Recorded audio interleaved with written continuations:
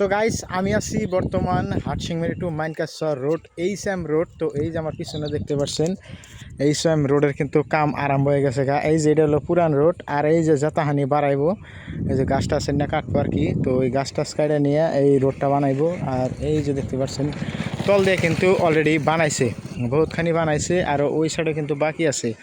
তো এই রোডের কাম কিন্তু স্টার্ট হয়ে গেছে গা, হাটসিংমেরি টু মাইনকাছর যেটা এইচএম রোড।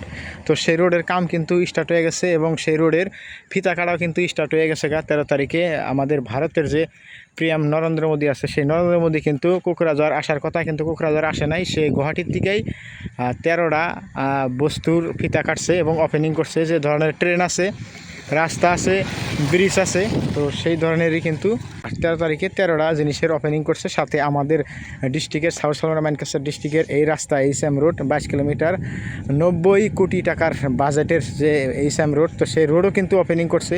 আমি কিন্তু সেই রোডটা দেখ পারাইলাম অ্যাকচুয়ালি যে কাম শুনছি যে আরম্ভ হয়েছে না নাই, তো অলরেডি কিন্তু কাম আরম্ভ হয়েছে। এই যে এই সাইডটা ছিল আগে পুরান, এই যে রাস্তার অবস্থা দেখেন, এই অবস্থা দেখলে দেশ পাবেন। এটা হলো পুরানে যে টেম্পো গেতাইছে, আর এই যে এটা হলো আপনার এই নতুন রোড যেটা হইতেছে এইচএম রোড। বারবার কি এই যে গাছগুলাও কাটবো আর এই গাছগুলাও কাটবো।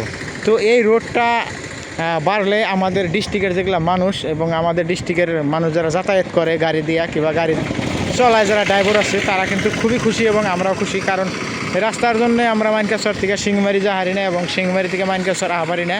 দেখেন রাস্তার অবস্থাটা দেখেন। আর এই যে নতুন করে যখন রাস্তাটা হবো তখন কিন্তু খুবই ভালো লাগবে, একদম মজার লাগবে।